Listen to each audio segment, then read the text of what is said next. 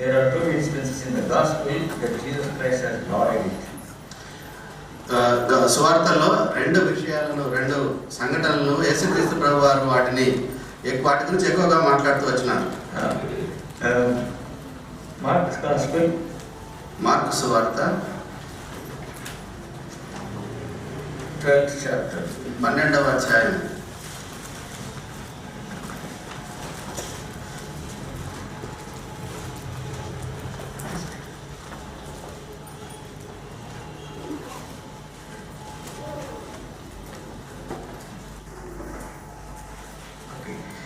First we read the 14th chapter, the 3rd verse to 9th verse. ముందుగా 14వ అధ్యాయము 3 నుంచి 9 వరకు చదువుకుంటాం. మార్క్స్ వార్త 14వ అధ్యాయం 3 నుంచి 9 వరకు మనం చదువుకుంటాం. ఒక వచనం నేను, ఒక వచనం మీరు అందరం కలిసి గట్టిగా చదువుతాం. అయితే బేతనీలో కుష్ఠరోగి అయిన సీమోను ఇంట భోజనమునకు కూర్చుండి ఉన్నప్పుడు ఒక స్త్రీ మిక్కిలి విలువ గల అచ్చ జటమాంసి అత్తరుబుడ్డి తీసుకుని వచ్చి ఆ అత్తరుబుడ్డి పగలగొట్టి ఆ అత్తరు ఆయన తల మీద పోసెను.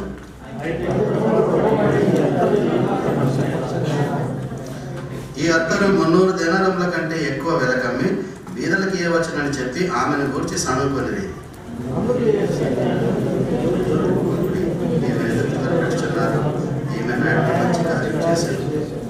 బీదలు ఎల్లప్పుడూ మీతోనే ఉన్నారు, మీకు ఇష్టమైనప్పుడల్లా వారికి మేలు చేయవచ్చును, నేను ఎల్లప్పుడూ మీతో ఉండను.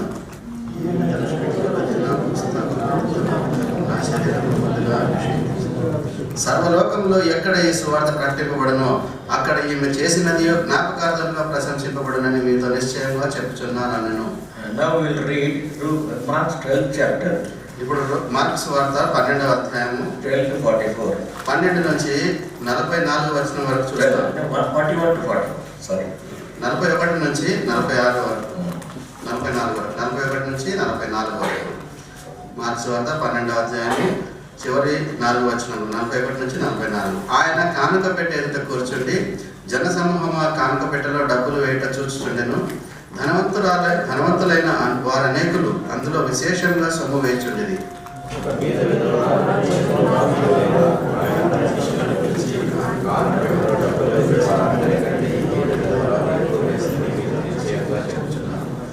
వారందరూ తమకు కలిగిన సమృద్ధిలో నుండి వేసిరి గాని ఈమె తన లేమిలో తనకు కలిగినదంతయు అనగా తన జీవనమంతయు వేసినని చెప్పాను.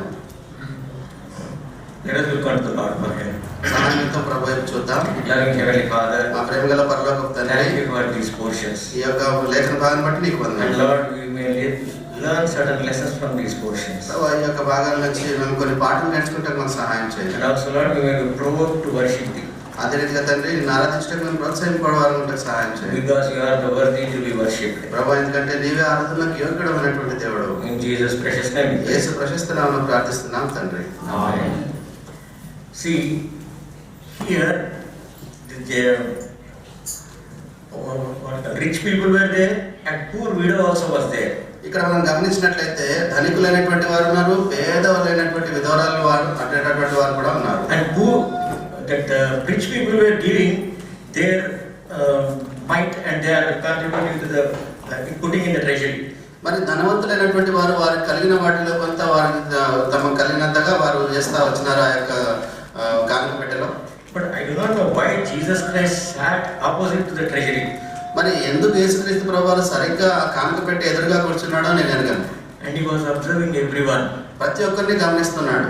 And he was observing so keenly that he could see that widow was putting her 2 mites. మరి ఎంతగా ఆయన తేరి చూస్తున్నాడంటే మరి ఒక వీర విధవరాలు తన యొక్క 2 కాసులు వేయడం కూడా తను చూడగలిగినాడు. You know, one mite is 1/64 of the denarius. మరి ఇక్కడ గమనించినట్లయితే ఆ వీర విధవరాలు వేసినటువంటి ఆ యొక్క 2 కాసులు మరి అది 156 దేనారుల కంటే ఎక్కువైనటువంటిగా చూస్తున్నారు. 64వ భాగంగా చూస్తున్నారు. That means 32 part as she has given. అంటే 32 భాగములు దాని 32వ భాగం దాని ఇవ్వగలిగింది. That means it is very insignificant. దాని అర్థం చూడాలంటే ఎంతో తక్కువైనటువంటి ఆ యొక్క కాసులు వేస్తూ వచ్చింది. That is what we calculate, no? ఆ రీతిగా మనము లెక్కలు వేసుకుంటుంటాం కదా. Jesus Christ said, she has put everything. అయితే యేసుక్రీస్తు ప్రభువారు చెప్తూ వచ్చినారు, ఈమె అందరికంటే ఎక్కువ వేసింది, తను కలిగినంతా వేసింది అని చెప్తూ వచ్చాడు. And he was watching from that opposite side of the treasury. ఆ యొక్క కానుక పెట్టెకు అవతల వైపు ఆయన నిల్చుండి ఎదురుగా ఉండి దాన్ని గమనిస్తున్నాడు.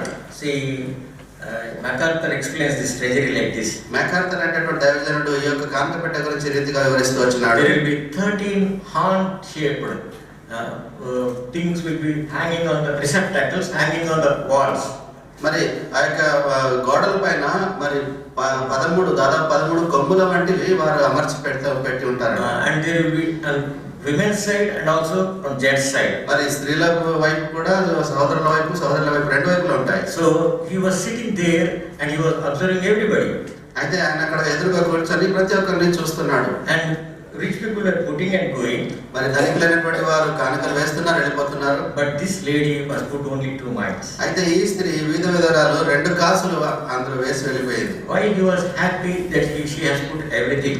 ఎందుకు ఆయన అంతగా సంతోషించాడంటే ఆమె తన జీవనం అంతా వేసిన దాన్ని బట్టి ఆయన సంతోషిస్తున్నాడు. She considered Jesus Christ is the most loved one to be given everything to him. మరి ఆమె ఏమని అంచనా వేసుకుందంటే మరి యేసుక్రీస్తు ప్రభువారు ఆయన అత్యంత కృప కలిగినటువంటి వాడు, అన్ని కూడా ఆయనకు చెందదగినవే, ఆయనకు యోగ్యమైనవే అని చెప్తూ ఆమె లెక్క కడుతూ వచ్చింది. She was not caring for her future. ఆమె తన యొక్క భవిష్యత్తు విషయమై ఏ ఆలోచన She పెట్టుకోలేదు. did not think about her future. After going from there, what she will eat and what she will buy for herself. ఈ 2 కాసులు వేసి బయటికి వెళ్ళిపోయిన తర్వాత ఏం తింటుందో ఎలా ఉంటుందో అనేది కూడా ఆలోచించలేదు ఆమె. But she was looking unto Jesus. అయితే యేసు ప్రభువారు వైపు చూస్తా వచ్చింది. And she put everything into it. తనకు కలిగినంతా కూడా కానుకపెట్టెలో And she వేసింది. was depending upon Lord Jesus Christ. యేసుక్రీస్తు ప్రభువారి పైన ఆధారపడుతూ వచ్చింది. But here again we will see one more this thing. That's second episode, second example. మరి రెండవ ఉదంతంగా మనము మరొక విషయం చూస్తాం. 14th chapter 14వ అధ్యాయము and third chapter to 9th verse.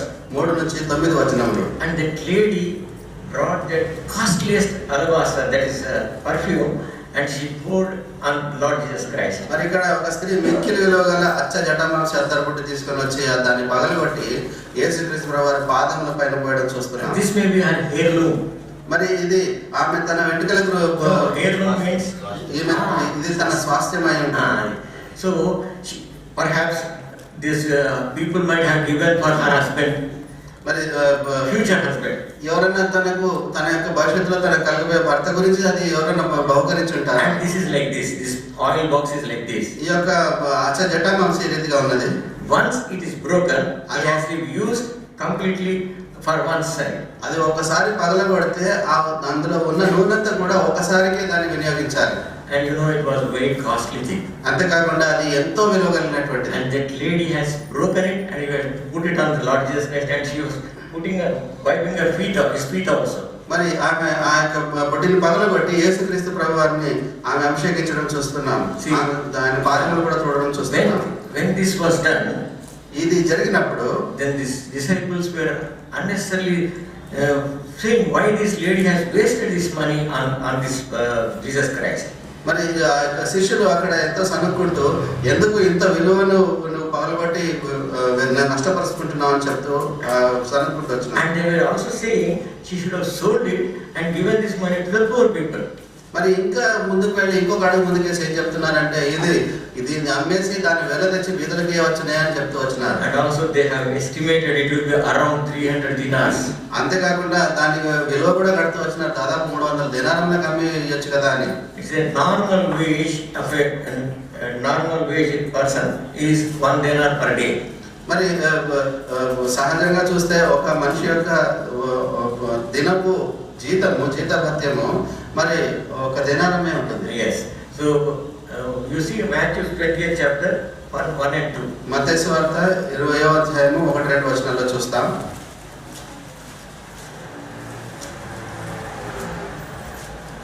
Matthew Gospel 20th మత్తయి సువార్త 20వ అధ్యాయము 1-2 వచనాలు. ఎలాగనగా పరలోక రాజ్యం ఒక ఇంటి యజమానుని పోలి ఉన్నది.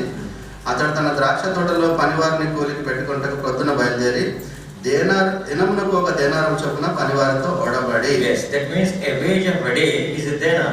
ఇక్కడ గమనిస్తున్నాం 1 దినమునకు 1 దేనారం అనేది వారి జీతం. So now this lady has given to Lord Jesus Christ 300 dinars worth of this perfume. ఈ యొక్క స్త్రీ తన యొక్క 300 దేనార్ల విలువ కలిగినటువంటి అచ్చ జటామాంసిని యేసుప్రభు వారికి ఇస్తూ వచ్చింది. Once it was broken, ఒకసారి అది పగలగొడితే the entire house filled with fragrance. ఆ యొక్క ఇల్లంతా కూడా అత్తరు వాసనతో నిండిపోయి ఉన్నది. So those who are not observing also, they can immediately, their attention can be drawn. ఈ విషయం తెలియనటువంటి వారు, గమనించినటువంటి వారు కూడా వెంటనే దాని వైపు చూసి ఆ యొక్క జరుగుతున్నటువంటి విషయాన్ని ఆలోచించగలరు. And they were just mocking at her, why she has wasted this amount. వెంటనే చూస్తున్నటువంటి వారు ఎందుకు ఇలా చేస్తున్నావు అని ఆమెను వ్యతిరేకిస్తూ ఆమెను తిడుతూ వచ్చినారు. And Jesus Christ was saying that she has done a good thing, you leave her alone. మరి యేసుక్రీస్తు ప్రభువు అయితే వెంటనే కథ చేసుకొని ఆమె నా నిమిత్తం ఒక మంచి పని చేస్తూ వచ్చింది, ఆమెను వదిలిపెట్టాడని చెప్తూ వచ్చినాడు. See, again, then after this, there is a sad thing. ఆ తర్వాత ఒక విషాదకరమైనటువంటి విషయం జరుగుతూ Now వచ్చింది. read 10th verse, 10, 11. 10-11 వచనంలో 12 మందిలో ఒకడు ఇస్కరియోతు యూదా ప్రధాన యాజకుల చేతికి ఆయనను అప్పగింపవాలని వారి ఎద్దకు పోగా వారు విని సంతోషించి వారికి ద్రవ్యమిత్తమని వాగ్దానం చేసిన కనుక వాడు ఆయన అప్పగించుటకు తగిన సమయం కనిపెట్టుచుండెను. So here Dravyam they said, but what amount they will give it is not mentioned. But if you see Matthew 26:13, it is mentioned there. మరి ఇక్కడ ద్రవ్యము అనేటువంటి మాట చెప్పబడింది, కానీ మత్తయి సువార్త 26:13 వచనం చూస్తే ఎంత ద్రవ్యం అనేది అక్కడ మనకు కనబడతా ఉంది. మత్తయి సువార్త 26:13.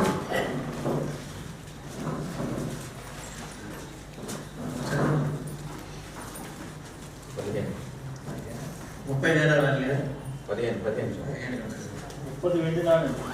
నేను ఆయనకు మీకు అప్పగించిన నాకేమి ఇచ్చురని వారిని అడిగాను. అందుకు వారు 30 వెండి నాణెములు తూచి వారికి ఇచ్చారు. This is a prophecy in Zechariah actually. ఇది జకర్యా ప్రవచించినటువంటి ప్రవచనంగా చూస్తున్నాం. We did not see that. That is in Zechariah 11th chapter 12th verse. అది జకర్యా గ్రంథం 11వ అధ్యాయం 12వ వచనంలో కనబడతా ఉంది. And then that is fulfilled here. అది ఇక్కడ నెరవేరబడుతూ వచ్చింది. Now you see, you compare this Judas Iscariot with this lady. ఈ యొక్క ఇస్కరియోతు యూదాను ఈ యొక్క స్త్రీతో ఒకసారి సరిపోల్చి చూద్దాం. She was considering Lord Jesus Christ more than this 300 dinars.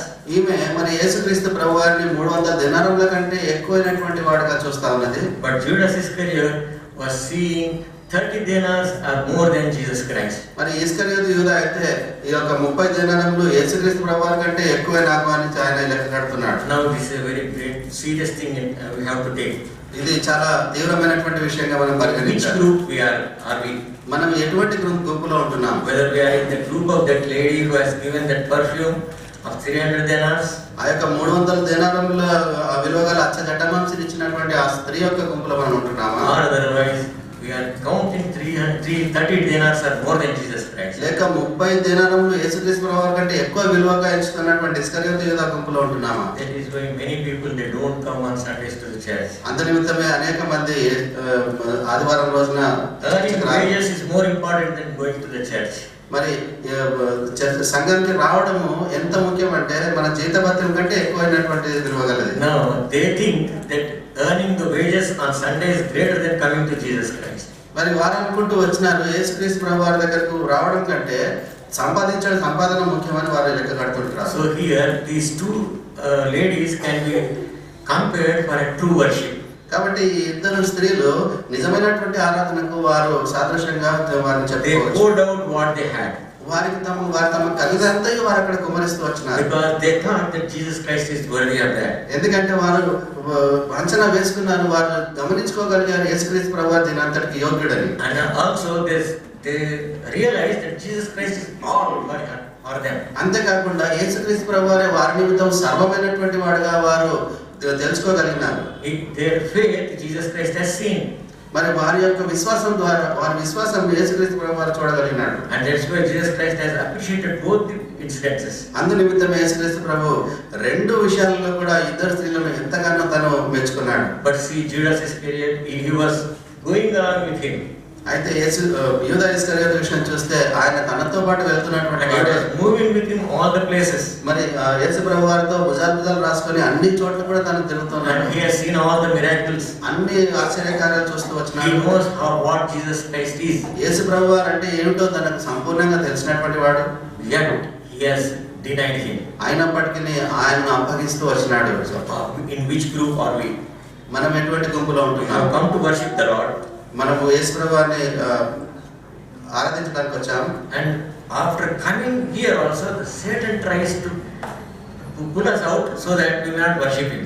మరి ఇక్కడికి వచ్చిన తర్వాత కూడా సాతానుడు మనకు ఎంతగా లాగుతా ఉంటాడంటే ఆరాధన చేయకుండా మనం శోధిస్తుంటాడు. I'll tell you, when in the beginning of my conversion days, నా యొక్క మార్పు చెందినటువంటి మొదటి ఆరంభ దినాల్లో నాకు జరిగినటువంటి విషయం చెప్తాను. in morning I used to read the word of God and I used to prepare, today I will worship the Lord and go to house of God and worship in front of all the people. ఉదయాన్నే నేను వాక్యం ధ్యానం చేస్తూ వెంటనే అనుకుంటాను, ఈరోజు పొద్దున్నే వెళ్ళి నేను ఈరోజు ఆరాధన చేస్తానని తీర్మానించుకుంటాను. And after kneeling down here, ఇక్కడికి వచ్చి మోకాళ్ళు వచ్చిన తర్వాత somebody will take the worship. ఎవరో ఒకరు దాన్ని అందుకుంటారు. Then I will be disappointed. Then I was thinking about that, and some other will take the worship. వెంటనే నిరుత్సాహపడిపోయి మళ్ళీ ఆకాశం కూడా చూస్తుండేసరికి మరి ఇంకెవరు అందుకుంటారా? And some other person will worship with flowery words. ఆ అందుకున్నటువంటి వ్యక్తి ఎంత రమ్యమైనటువంటి మాటలతో And ఆరాధిస్తాడంటే another person will worship with the references in the word of God. మరొక వ్యక్తి ఆరాధన తీసుకున్నప్పుడు దేవుని వాక్యాలు కూడా వచనాలు చెప్తూ మరి ఆరాధిస్తూ ఉన్నాడు. Ultimately, I don't worship and go home. ఇంకా ఆ రీతిగా కొనసాగి చివరికి నేను ఆరాధన చేయకుండానే ఇంటికి పోయేవాడు. Not worship. Lord is not worried about your flowery language. యేసుక్రీస్తు దేవుడు మరి మన యొక్క రమ్యమైనటువంటి మాటల గురించి ఆలోచన చేయడండి. Lord is not worried about your reference in the Bible. నేను బైబిల్లో నీకు ఉన్నటువంటి జ్ఞానము ఆ యొక్క వచనాల గురించి ఆయన ఆలోచన చేయడు. He is looking at your heart. ఆయన నీ హృదయాన్ని చూస్తున్నాడు. He looked at the hearts of those two people. ఆ ఇద్దరి స్త్రీల యొక్క హృదయాలను ఆయన చూస్తూ వచ్చినాడు. And he has appreciated, he was happy about it. వారి గురించి ఎంత మెచ్చుకున్నాడంటే వారి గురించి ఆయన సంతోషిస్తూ వచ్చినాడు. So let us worship the Lord in truth and in spirit with whole heart. కాబట్టి యేసుక్రీస్తు ప్రభువాన్ని ఆత్మతో సత్యంతో మనం హృదయపూర్వకంగా ఆరాధన చేద్దాం. Then afterwards I learned that worship is not preparation for worship. మరి నేను తర్వాత నేర్చుకున్నటువంటి విషయం ఏంటంటే ఆరాధన అంటే ఆరాధన గురించి సిద్ధపాటు కలిగి రావడం కాదు. Whatever revelation the Lord is giving through the word of God about him, దేవుడు తన గురించినటువంటి ఏ ప్రత్యక్షత అయితే వాక్యం ద్వారా నాకు బయలుపరుస్తున్నాడో that is the cause for my worship. అదే ఆ యొక్క ఆరాధనకు నాకు కారణంగా నేను నేర్చుకున్నాను. And also when we are trying to worship, we know how unworthy we are. అంతేకాకుండా ఈ ఆరాధన చేస్తున్నప్పుడు మనము ఎంత అయోగ్యులమో ఆ విషయాన్ని కూడా మనం And we గమనించుకోగలుగుతాం. realize how worthy he is. అంతేకాదు ఆయన ఎంత అయోగ్యుడైనటువంటి దేవుడో, ఆయన ఎంత యోగ్యత కలిగినటువంటి దేవుడో మనం తెలుసుకుంటాం. He is a mighty God. ఆయన సర్వశక్తుడు We కలిగినటువంటి are దేవుడు. nothing before him. మనం ఆయన ఎదుట ఏమీ లేనట్టు He has chosen us. ఆయన మనల్ని ఎన్నుకున్నాడు. And he is seeking our worship. ఆయన మన ఆరాధన నిమిత్తమే వెతుకుతున్నాడు. See, Father is seeking the worshippers. తండ్రి ఆరాధకులను వెతుకుతున్నాడు అనే మాట ఉంది. Seeking is a really it's alarming word. మరి వెతుకుచుండడం అనేటువంటి విషయం మాట నిజంగా మనల్ని గమనంలో తీసుకుని, Because he is not finding people to worship. ఎందుకంటే ఆయన వెతుకుతా ఉన్నాడు అంటే ఎవరు దొరకట్లేదు ఆయనకి. So he is seeking, where is my child who is worshiping me? కాబట్టి ఆయన తిరుగుతా ఉన్నాడు, ఎవరు నా బిడ్డ, ఎవరు నన్ను ఆరాధిస్తాడని చూస్తా ఉన్నాడు. One thing we must remember, ఒక విషయం మనం జ్ఞాపకం ఉంచుకోవాలి. our worship will not elevate him to some other place. మన యొక్క ఆరాధన ఆయనను మరొక చోటికి ఎత్తి కూర్చోబెట్టదండి. He is absolutely absolute God. మరి ఆయన ఖచ్చితంగా నిజమైనటువంటి దేవుడు, స్థిరంగా ఉన్నటువంటి దేవుడు. Yes, but he is desiring us to worship him. అయితే ఆయన మనం ఆరాధించాలి అనేటువంటి విషయమే ఆశ కలిగి ఉన్నాడు. So Father is seeking the worshippers. కాబట్టి తండ్రి ఆరాధకులను వెతుకుతున్నాడు. Today also he may be sitting in this baraka. ఈ రోజు కూడా మీరు ఇక్కడ బెరాకలో కూర్చుని ఉండవచ్చు. He is sitting ఆయన కూర్చున్నాడు. and also he is observing us. అంతేకాదు ఆయన మనల్ని చూస్తున్నాడు. He is invisible. ఆయన అదృశ్యుడైన By దేవుడు. faith we must realize his presence. ఆ విశ్వాసం ద్వారా ఆయన యొక్క ఉనికిని మనము దర్శించాలి. And in his presence we have to go very pure with pure heart. ఆయన యొక్క సన్నిధిలో మనము ఆ యొక్క స్వచ్ఛమైనటువంటి హృదయం కలిగినటువంటి వారమై వెళ్ళాలి. See, one day one man who was blind by birth, Jesus Christ has healed him. మరి పుట్టి అనేటువంటి ఒక మనిషిని యేసుప్రభువు వారు ఆయన స్వస్థపరిచినాడు. That we will read in John 9th chapter. అది యోహాను సువార్త 9వ అధ్యాయంలో చూస్తాము. So that man could not know who has healed him. అయితే ఈ వ్యక్తికి ఎవరు ఆయన స్వస్థపరిచినారో ఆయనకు తెలియదు. But people were marveled and people were asking him and they were not believing and they went to their parents and they were asking, is this your child అయితే చూసినటువంటి వారందరూ కూడా ఎంతో ఆశ్చర్యపోయి అసలు ఎలా కనిపించినాయి వీరికి అని చెప్పేసి ఆశ్చర్యపోతూ వారి తల్లిదండ్రులను పిలిచి ఈయన మీ పిల్లోడు మీ కుమారుడు ఈయన ఇతడేనా అని అడుగుతూ వచ్చినారు. Because he was a blind man. Some people will say, "Hey, this must be an identical man." మరి ఆయన గుడ్డివాడుగా ఉన్నాడు కదా, కొందరు అంటున్నారు లేదు అలా గుడ్డివాడిని పోలినటువంటి మరొకడు అని చెప్తున్నాడు. And then this man was narrating everything. అయితే ఈ యొక్క గుడ్డివాడైనటువంటి వ్యక్తి ఆ విషయాలను చెప్తా వచ్చినాడు, ఏ రీతిగా తను And this చెప్పబోతున్నాడు. man was testifying in John 9:31. Somebody read it. యోహాను సువార్త 9:31లో తన ఒక విషయాన్ని సాక్ష్యం పలుకుతూ వచ్చినాడు. యోహాను 9:31 దేవుడు పాపుల మనవి ఆలకింపడని ఎరుగుదుము, ఎవడైనను దేవభక్తుడై ఉండి ఆయన చిత్తం చొప్పున జరిగించిన ఎడల ఆయన వాని మనవి ఆలకించును. Okay. In Telugu it is little different, but the worshippers, those who worship him, he will hear it said. ఆయనను ఆరాధించేటటువంటి వారిని ఆయన వారి మనవి వింటాడు అనే God will not విషయం hear the sinners. దేవుడు పాపుల మనవి ఆలకించాడు. So this is another thing we have to learn a lesson. ఇక్కడ మరొక పాఠం మనం నేర్చుకుంటున్నాం ఈ విషయం. We are worshipping every Sunday. మనం ప్రతి ఆదివారం ఆరాధిస్తున్నాం. We are worshipping in our houses daily. మన ఇళ్ళలో కూడా ప్రతిదినం ఆరాధిస్తున్నాం. Whether he is hearing us, అయితే ఆయన మనల్ని వింటున్నాడా, that is another thing. ఇది మరొక ఎత్తు. This we have to examine ourselves. Nobody can ఇది examine. మనల్ని మనం పరీక్షించుకోవాలి, ఎవరు కూడా మనల్ని It is పరీక్షించాలి. self-examination. ఇది మన స్వపరీక్ష. So when we are worshipping him, అది ఎప్పుడైతే మనం ఆయన ఆరాధిస్తున్నామో there should not be anything in the heart against him. హృదయంలో ఆయనకు విరోధమైనటువంటిది ఏది ఉండకూడదు. That means which displeases him. మరి అది ఆయనకు అయిష్టమైనటువంటి విషయం ఏది ఉండకూడదు. On these things we have learned so many things in so many ceremonies. మరి ఈ విషయం కొరకు అనేక ప్రసంగాల్లో మనం అనేక విషయాలు నేర్చుకున్నాము. See, we easily judge others. మనం ఇతరులను చాలా సులువుగా వారిని తీర్పు తీరుస్తాం. When Bible doesn't say that we have to judge others. ఎప్పుడైతే బైబిల్ చెప్తా ఉంది ఎవరిని కూడా తీర్చొద్దని చెప్తున్నా, But you have to judge yourself. మనల్ని మనమే విమర్శించుకోవాలి. Now, before we enter into worship, మరి ఈ యొక్క ఆరాధనలోకి మనం ప్రవేశించడానికి ముందు let's judge ourselves. మనల్ని మనం ఒకసారి విమర్శించుకుందాం. So, are we like these two women who have given their whole thing to Lord Jesus ఈ Christ? ఇద్దరి సహోదరులు తమ కలిగిన సమస్తాన్ని యేసుప్రభు వారికి ఇచ్చినటువంటి వారి గుంపులో ఉంటున్నామా? Or otherwise, moving with him and seeing all the miracles and everything, his help and everything. Then he went and he has sold Jesus Christ for 30 pieces. లేక ఆయనతో సహవాసం కలిగి ఉండి పొద్దున సాయంత్రం ఆయనతో పాటు తిరుగుతూ ఆశ్చర్యకార్యములు చూస్తూ మరి అనేక విషయాలు ఆయన బోధిస్తున్నటువంటి విషయాలు విన్నవాడైనటువంటి ఇస్కరియోతు యూదా వలె ఆయన అప్పగించేటటువంటి వారి గుంపులో ఉంటున్నామా? Let us examine ourselves. మనల్ని మనం There పరీక్షించుకుంటాం. are only two groups. ఈ రెండే గుంపులు ఉన్నాయి. One is Jesus Christ, loving Jesus Christ and going to him and offer our worship wholeheartedly. ఒకటి యేసుక్రీస్తు ప్రభువుని ప్రేమిస్తూ ఆయన మన యొక్క ఆరాధన ఆయనకు హృదయపూర్వకంగా అప్పగించేటటువంటి ఒక గుంపు. But there is another group moving with Jesus Christ. Jesus Christ is with us, but we are not worshipping him in truth and spirit. మరొక గుంపు యేసుక్రీస్తు ప్రభువుతో కూడా ఉండి ఆయనతో కూడా సంచరిస్తున్నప్పటికీ ఆత్మతో సత్యంతో ఆరాధించినటువంటి గుంపు. Let us examine ourselves and enter into worship. మనం పరీక్షించుకొని ఆరాధనలో ప్రవేశిద్దాం.